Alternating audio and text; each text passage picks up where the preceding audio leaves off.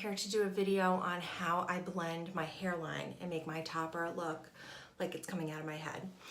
So I want to preface this by saying a few things. That one, I have a cowlick right here. I've had it my whole life and I've always hated it, but now it's really good actually for blending with the topper. So I use that to my advantage. You're gonna have to practice and play with your own hair to see what works for you. It's taken me a few years to really get good at blending my topper, so I hope that these tips help you. I have my Highline Wigs Bella. This is a 9x9 base. I took out the comb. That is one thing that I think really helps me with the front and the flatness of it, is taking out the comb. So if you feel like the comb is weird for you or you're not sure if you like it, just take some seam ripper and take it out. You can always sew it back in. You're not gonna ruin the piece, I promise. So I have clips on either side instead of the comb. So my hair is freshly washed. It's great. It's freshly washed, and I have prepped it with my big sexy hair mousse. So I spray it all just sort of around this top part of my head. I don't worry about the ends, and then I blow it dry upside down with a round brush.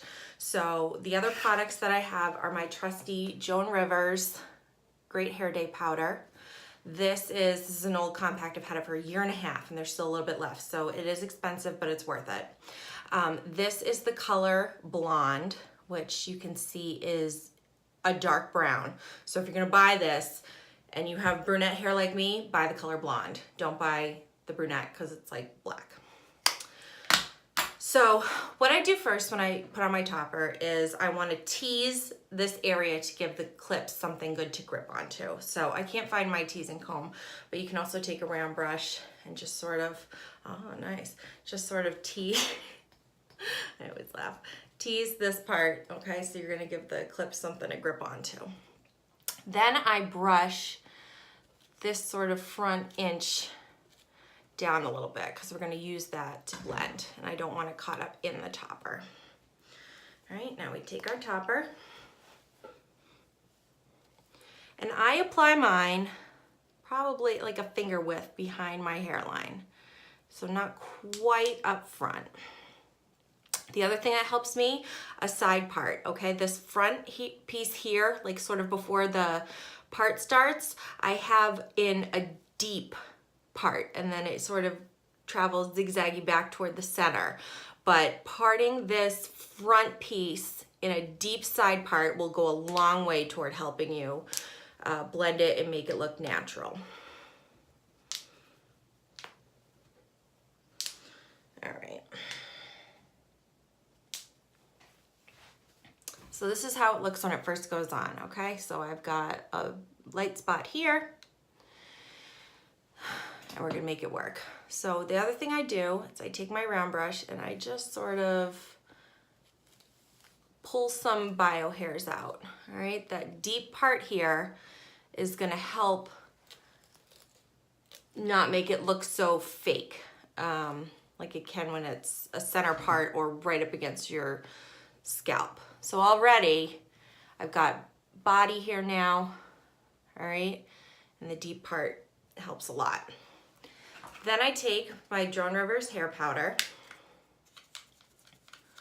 and this hair powder is meant to go on your scalp, in your hair, and it creates a shadow effect to make it look like you have more hair than you do.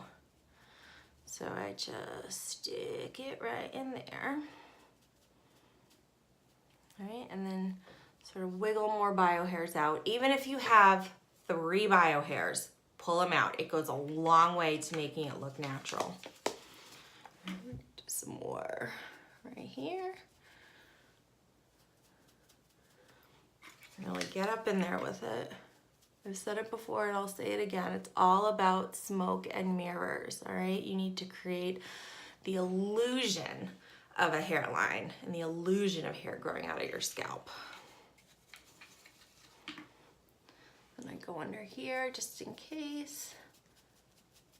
Pull that and then pull those little pieces out. All right. This is my postpartum regrowth. which now is at a length where it looks like baby hairs. So that's nice. Go in here. Again, this Joan Rivers hair powder, it's a little more on the expensive side. It's about $29, but I've had this current compact for a year and a half. I'm getting into the edges here, so I need to buy a new one soon, but pretty good deal. All right, so back again, in there, pull hairs out. Take your round brush, get some more.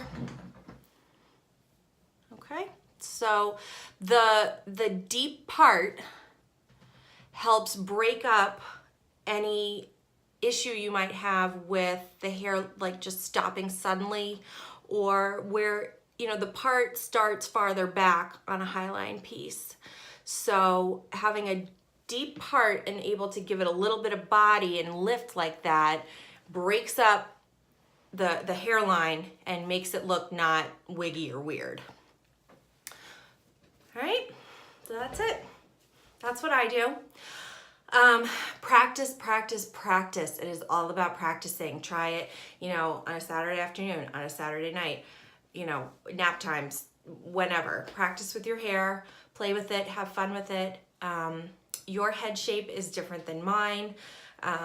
You know, Kelly at Hair Loss Boss, she has a great head shape for a center part. I do not. So, work with your own head shape, try different things. Don't be afraid to move the part around. Do a zigzag part, move it a little farther back, move it a little farther forward, put it on a little tilted. That can help too. I have worn it a little bit tilted, so it's not straight centered on my head. And that can help too, as far as making it look not quite so perfect and a little more like real hair coming out of your head. All right, if you have any questions, you know how to hit me up.